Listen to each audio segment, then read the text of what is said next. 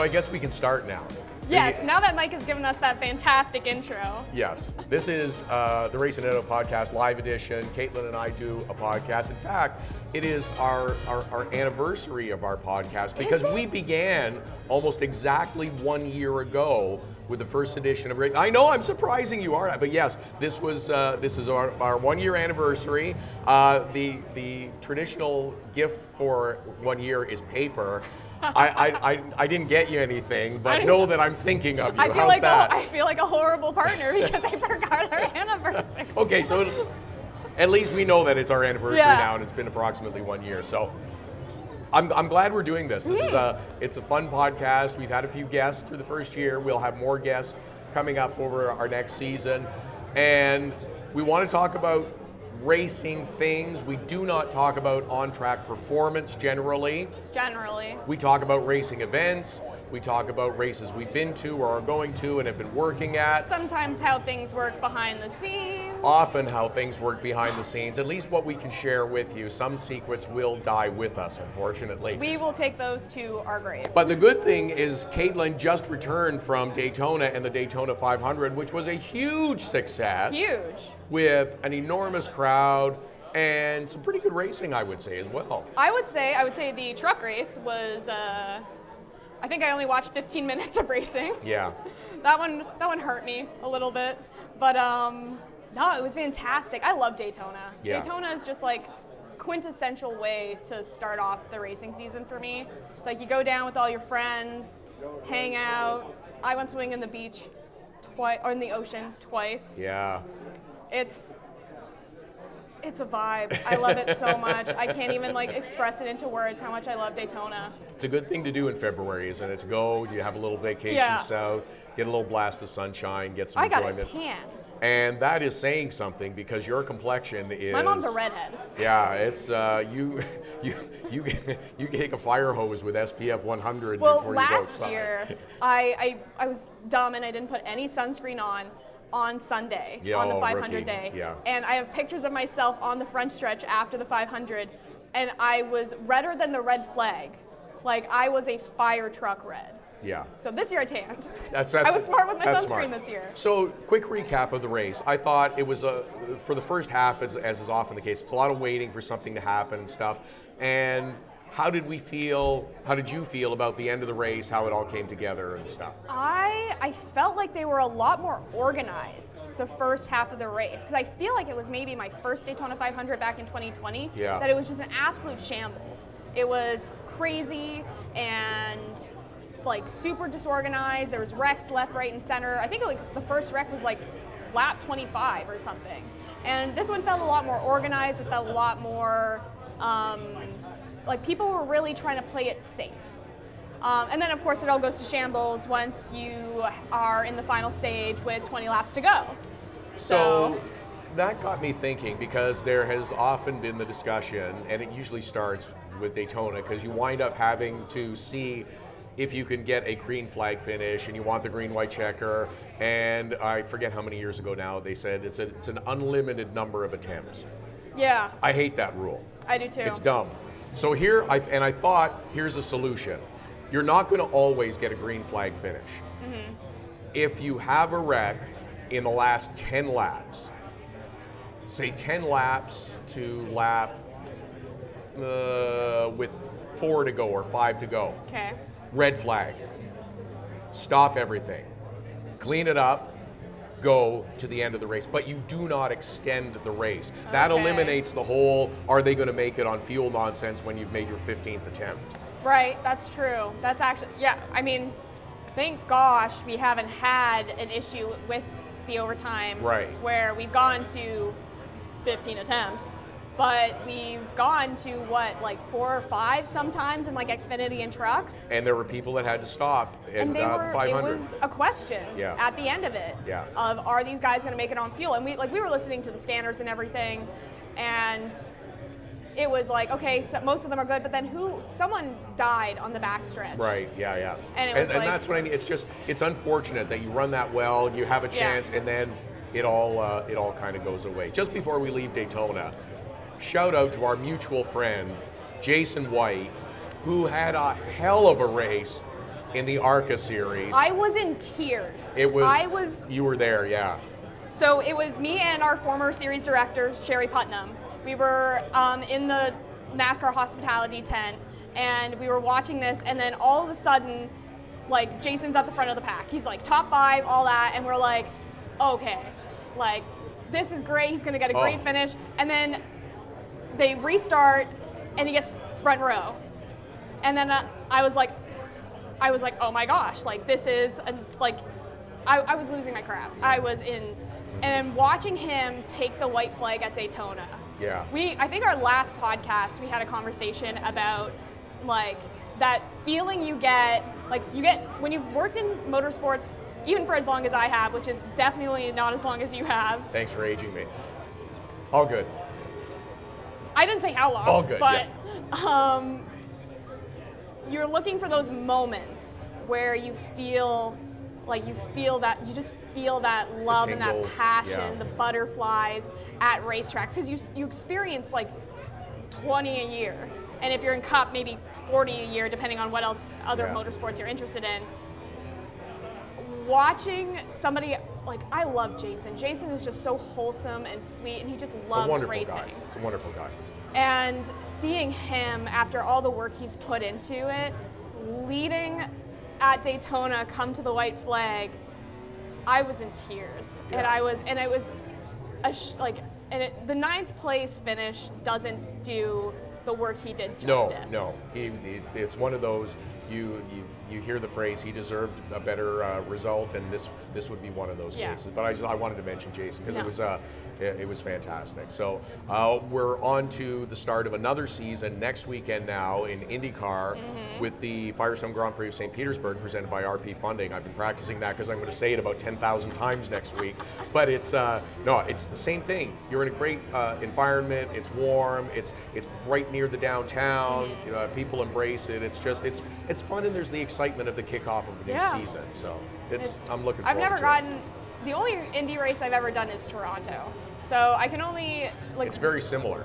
Would you say there is a difference between, what are the differences between the NASCAR kickoff and the IndyCar kickoff? Well, the Daytona 500 has greater history and lore than St. Petersburg does.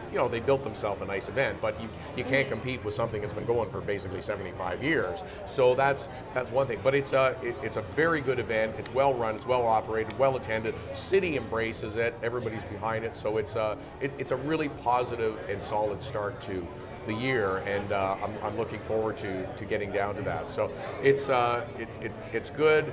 We're still a little ways away from the start of the NASCAR Pinty Series that you and I are both involved in. I think it's like 77 days. I looked it up yesterday. Have you put the countdown on the website or whatever yet? No, not yet. That'd be a good idea, though. Yeah. I should start doing that. Just like daily post, this many days, this many days, this many days, this many days. So we'll start to. There is news that is going to come out about the NASCAR Pinty Series and drivers and things.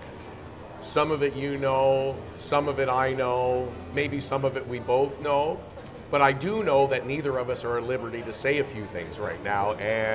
But we should say and be encouraging that some good news and positive things are coming for the series. Yeah, Is that fair? I mean, even last weekend at Daytona, we have 2 Jacobs Racing drivers full-time this year. Right. We have Thomas, and I'm going to butcher his last name. Naveau.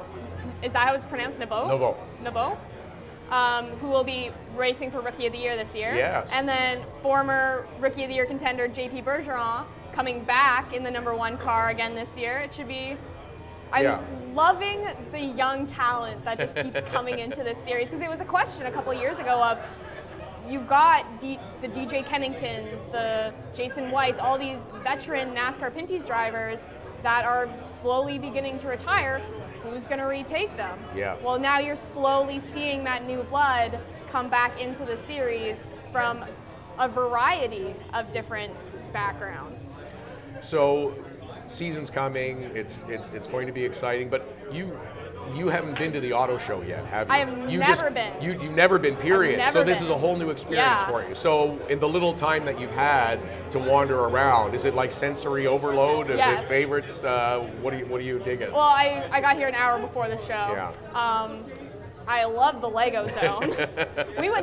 I went to Disney Springs while I was in Daytona and went to the Lego, like the big Lego store they have at Disney Springs. I love Disney, but seeing a full-size Lego race car, 10 times better. Yeah. I don't know if you saw on Twitter, but for FedEx's 50th anniversary, they made a life-size replica cake of Denny Hamlin's car. A cake? A cake. Oh, I like that. Yeah. We went up and we were like, so when are you guys cutting it? And they're like, oh, well, we'll see if he wins. And I'm like, cut the cake, man. Cut the cake. I don't care care about the result. And so it's like, it probably wasn't all cake. Yeah, okay, like, fair enough. Yeah. But it's like the fonding detail was like, I was just amazed by that. It is. It's even like the Lego Lamborghini that's here, and just seeing the creativity and the lifelike detail that goes into whether it's anything like that, whether it's Lego, whether it's cake decorating and stuff like that. I think it's really amazing to watch and see, and it also makes me think of food, because you said you had food stories from your trip. I was gone for a whole week. I ate everywhere I ate out everywhere I could. Yeah. The most memorable. Yes, give me that. The world's largest McDonald's. Okay, stop right there. So you're away on holidays for a week. Yep. And I will slam down sausage and egg McMuffin with the best of them. I'm good. The fries are great and everything. Was this like a destination? You had to go to McDonald's? No. Like why are you going to McDonald's? We found it by chance. So we were staying in Orlando the Friday. We left Tuesday. We stayed in Orlando the night before our flight because we wanted to do Disney Springs, we wanted to go see a bunch of stuff in Orlando. And we're pulling into our hotel, which is like an Econo Lodge in a back alley. Super sketchy. And we're driving by and we're like turning onto the street, and on the street corner is this giant McDonald's. And we're like, this is like the biggest McDonald's we've ever seen. And we Google it, and it's the world's largest. And I guess it makes sense, being in Orlando, close to all that Disney paraphernalia, that you would be bringing in kids and families for miles around. Exactly. You've got Universal, SeaWorld, Disney. Did they have like a multi-drive-through, like an 8 and 10 lane drive-through probably, I'm thinking? No, I feel like it was like 2 lanes. Oh, but see what that? got If you're going to have a big McDonald's, you want like a multi-lane. Do you want to know the menu? Yeah, okay. Pizza. That's the one McDonald's that still has pizza? They used to do pizza? Yeah. I didn't know they used to do pizza. McDonald's, they had a big launch of pizza like 25 years ago or something like that. Heck? No, it was more than that. But yeah, I remember it was like, it's a big deal, we're launching pizza, and then it was gone almost. Well, they have pizza with like a wood fire oven that you can watch them cook your pizza. Wow. Pasta. Omelets. McOmelets. Omelets. Cheesecake. McCheesecake.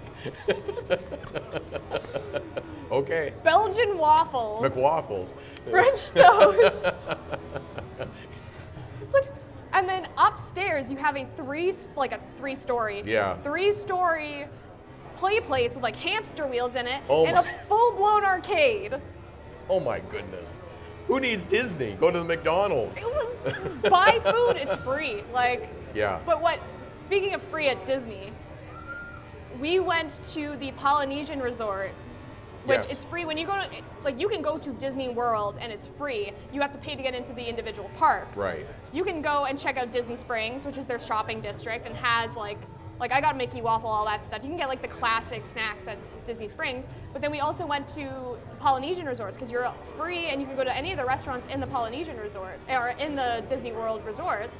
And I heard that the Polynesian resort has an amazing view of Cinderella's castle where you can watch the fireworks. So we went and did that. I got my Dole Whip float. I was in tears at how happy I was to be in Disney World. And I got to watch the fireworks for free. That's a full day. That's a full day. Yeah, that's nice. Oh, actually, that wasn't even full day. That was the evening, and we had gone to New Smyrna to go to my friend's favorite Mexican place, which, if you're ever in New Smyrna Beach, there is this place called Mi Mexico, like M-I Mexico. Best Mexican food. Nice. Authentic, your Mexican grandmother's in the back. You're cooking authentic Mexican food. And the margaritas are strong as hell. See, that's a winning combination. Yeah, Good we went- margaritas and Our friend took us last year to it, and now it's just a yearly tradition because it's so good. We'll go to New Mexico for lunch, and then we'll go to the beach and hang out. right. So- Okay. I only got one little food story, and it's just recently from. It's not far from. It's in Waterdown on Dundas Highway 5. Oh. But it's. I like really good fried chicken, and we were having craving. It's just, well, we want fried chicken. So I did a little search and stuff, and I found a little place called Hello Iris.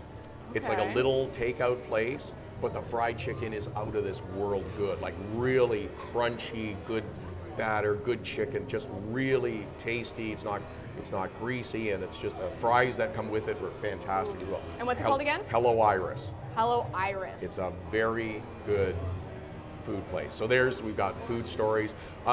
This is good. I like doing these live podcasts. Yeah, We're gonna it's have to do more of these throughout the summer. Yeah. We're both going to the Canadian Motorsport Hall of Fame ceremony Tonight? this evening. You will Luke be Glass. MC, I will host. be MC and conductor of the program again. I was pleased to be asked. Looking forward to that. We were juggling schedule a little bit, and I sent you a text a couple of days ago. I said, "Hey, can we do this on Sunday?" And you said no. Tell me why you couldn't do it on Sunday, because you're going shopping for. My best friend is No, getting you ruined it. So you're going I'm- shopping for. wedding dresses. And I immediately said back to you, yours? Because you had just come back from vacation in the South, and sometimes people go away and get engaged on vacation, and you said no. No, it is my best friend getting married. So it's funny because when I'm like, I tell people, I'm like, oh, I'm going wedding dress shopping with my friend. I don't know why my brain doesn't go add in the fact that it's not you. Right. Because it's like, it's just so far out of like my mind of like my partner and I getting married anytime soon that it's like everybody in my life knows this. When it's like, that's not the truth. Well, but it just seemed that you're going shopping for wedding dresses, okay, and it's a natural reaction to ask the question, because there are sometimes people that haven't even necessarily been together for a long time you get never engaged know. very quickly, and they have a long engagement stuff. So Yeah. it just seemed like it was a reasonable question to ask. It is a very reasonable question to ask, but I thought it was also very funny because I was like, no, what the heck? It's like, no. Okay, it's all right. I'm not trying to put you or your partner on the spot in any way, shape, or form either. Too. I just thought it was a funny exchange that we had. It was very. I even told my partner about it. I was like, Todd thought we were getting married. No, I didn't necessarily think you were getting married. I just wanted some clarity. I didn't want any gray area of what was happening. So that's good. Okay. No gray area, no. I'm very excited to go wedding dress shopping with my best friend tomorrow. For others. For others. It's like, it's going to be equally as emotional. I think I would actually I'm going to probably cry more tomorrow watching my best friend try on wedding dresses than I will when I eventually try on wedding sure, dresses. because you'll be excited for your friend, and you'll be the one who's drinking wine or champagne or something while this is going on. You get to get liquored up while they have to try on dresses. Well, I need to, probably while we wait because we have some downtime between doing this and then going to the Hall of Fame ceremony, I'm probably gonna have to run to the Dollarama and get a package of the mini tissues. Yeah. Because it's me, her soon-to-be sister-in-law, who's soon-to-be mother-in-law, her sister, and her mom, and I think maybe one other person, and I have designated myself the tissue. Oh, yeah. Tissue. You're in charge of Host. crying. Yeah. Yeah, it's like I always am. I used to make fun of my mom for it, but I remember my graduation making little gift baskets for my mom with tissue, Kleenex in it, and giving it to my mom and grandma and being like, here you go. For when you cry. Yes. Now, is this because other people cry frequently, or just you cry often and you want to make sure everyone's looked after? Both. Oh, really? Okay. Yeah, So you get emotional and stuff? And I do too sometimes. It's not often, but it's like she's my first, the first person in my life that is this close. I'm this close with that's getting married. Sure. And it's I teared up when she got engaged. Of she course. called me from Greece and was like, in my face on FaceTime, so it's this is my the first person in my life that I'm super close to getting It's a married. big deal. It's a big deal. Okay. And it's and we're both very excited. She's been a bridesmaid in a bunch of different weddings. Right. And this is the first time that it's oh, this is my person.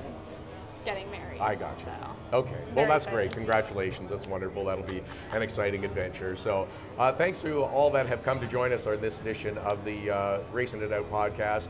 Subscribe, download, please like wherever you get your podcasts, be it Spotify, Apple Podcasts, YouTube, Podbean, where else are we? Podbean, Stitcher, iHeartRadio. Nice, available on so many. Also, the other tradition, the ideas, opinions, especially outrageous ones, are not the, are only the, I'm screwing it up this time. You usually have this I know, down I usually just blurt something out. Yeah. The ideas, opinions, and suggestions on the Racin It Out podcast are only those of Caitlin and Todd, and they do not represent the views of RevTV, of the Auto Show, the Motorsport Hall of Fame, NASCAR, IndyCar, anyone else that we have or may work with at some point in our life, because we can't afford to be sued. Is that reasonable? Very reasonable. Okay, good. We don't make enough in motorsports to be sued. No, absolutely. We did not choose this career for money. That's absolutely correct. So thanks for joining us. She's Caitlin. I'm Todd. Look for the Racin It Out podcast on your favorite podcast network.